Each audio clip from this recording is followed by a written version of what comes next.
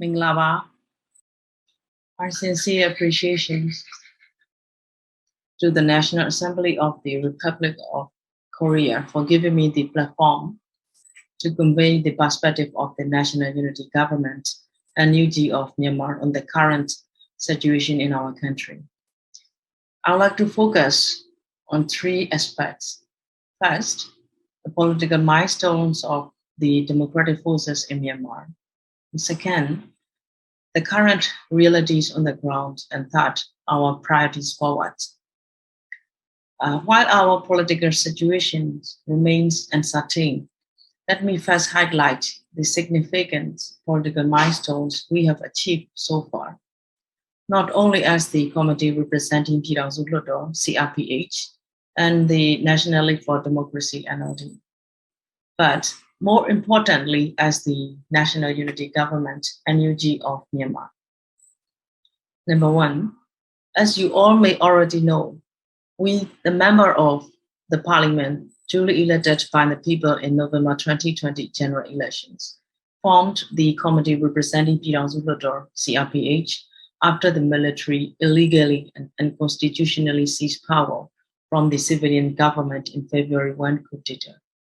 We formed CRPH to carry out our mandate of forming a legitimate government. Number two, we have formed the National Unity Government as a government with the most inclusive and diverse cabinet members in the history of Myanmar, with 9 women and 12 ethnic leaders in key cabinet positions. National Unity Government is leading the executive sector of Union of Republic of Myanmar, exercising the mandate and powers conferred by the people of Myanmar in 2020 general elections. Number 3, we have abolished the 2008 Constitution, a fundamental step towards setting Myanmar free from complete military control. The Myanmar military has repeatedly used the law and constitutional arguments to restore its power. That is why we have dissolved the 2008 Constitution. Number 4, we have promulgated a charter that reflects the collective interests of our people and emphasize peace building at the core of state building. The charter stipulates the fundamental principles and roadmaps to address the legitimate grievances of all the people of Myanmar through the federal democracy. It is essential to highlight that the charter is an outcome of an extensive and deep dialogue between democratic forces such as CRPH, ethnic armed organizations, civil disobedience movement, political parties, and civil society, including women and youth.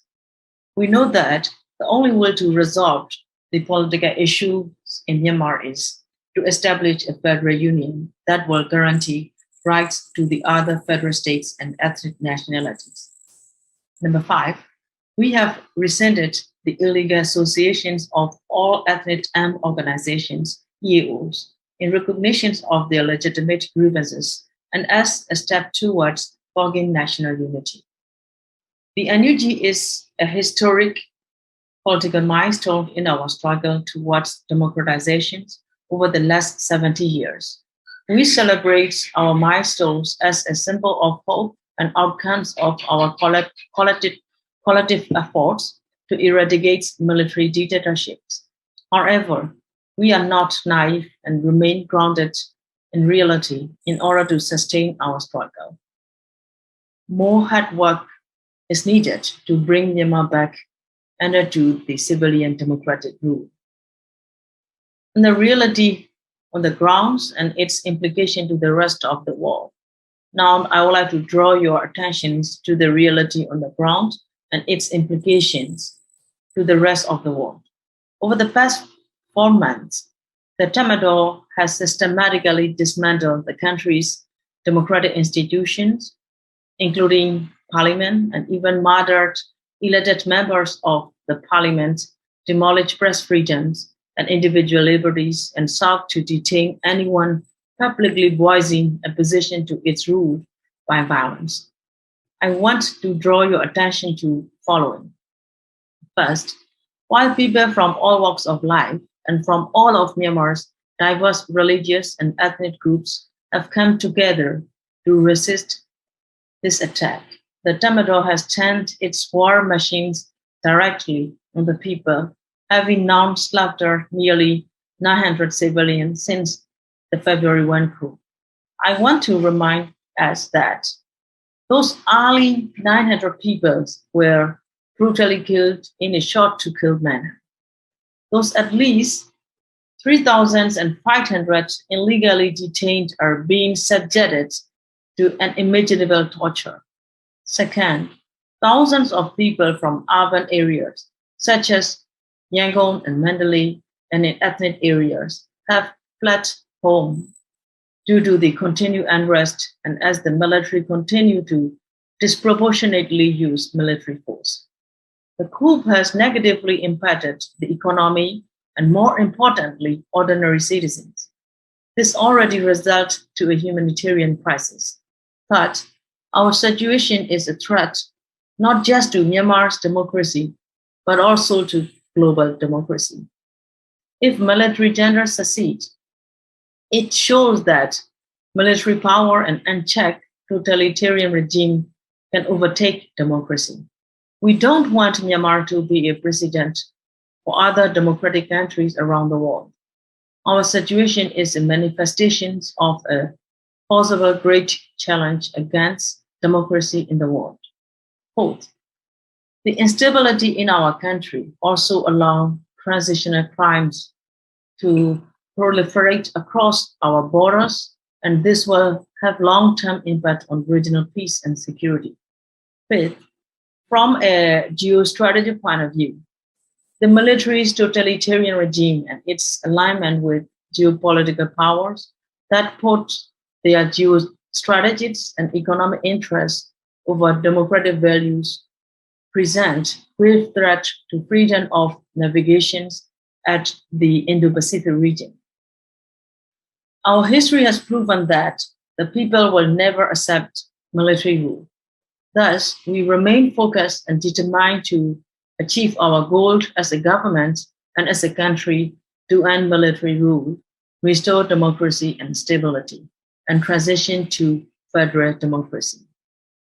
Dear friends, the National Unity Government, NUG, has the responsibility to protect our people, to end the civil war of over 70 years, implement effective security sector reform, and establish federal democratic armed forces in order to end the violent actions, military aggressions, and hostility of military council.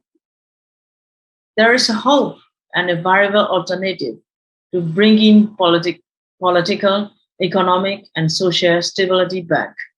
We have a legitimate civilian national unity government elected and supported by the people. There are two interlinked priorities that the NUG needs full support: an exit strategy for the military and revert Myanmar back to civilian democratic rule, and the implementations of the Federal Democracy Charter and preparing NUG for a post-State Administration Council period. The most urgent issue we need to address is to defeat the gender and revert back to civilian democratic governance. As part of our national strategy, we continue to engage the ethnic armed organizations, CDM leaders, political parties, and civil society leaders across the country to align strategy to put pressure against Min Aung Hlaing and his State Administration Council, while we continue to push for our internal strategy. We would like to urge the government of Republic of Korea to take all necessary actions unilaterally and through multilateralism to put pressure against Tamador, the State Administration Council, and the countries supporting them. There is a need to cut the weapon supply, cut the cash supply, and cut the impunity. We call on the government of Republic of Korea to mobilize its influence to multilateral institutions and regional partners to engage key regional and geopolitical stakeholders such as China, ASEAN, the Quad, to support NUG efforts to bring Myanmar back under a democratic civilian government. As the humanitarian impact of the coup rises, we also appeal for humanitarian assistance to those affected by the conflict, particularly at the border areas. We also appeal to leverage your diplomatic influence to pressure our neighbors to open their countries for humanitarian assistance. While we are building the capacity of the National Unity Government, NUG, a continued engagement with the international community is fundamental.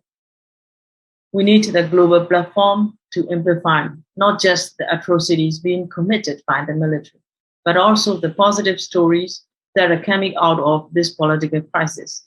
We need sustained diplomatic engagement with you, the government of Republic of Korea. Finally, on behalf of the National Unity Government, I would like to express my sincere gratitude for all the actions that government of Republic of Korea has taken against the military junta and in support to the democratic forces.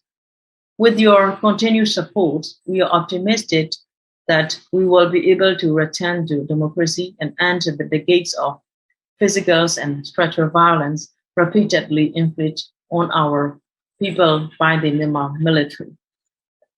Taking this opportunity, I would like to express my heartfelt thanks and appreciations to all those in the Myanmar community who are staying in Korea and working together with Korea Parliament and government and making our voice to be heard. I really appreciate all those Myanmar community. Our deepest appreciations to all of you for your solidarity to our country. Thank you so much for giving me floor. Thank you so much.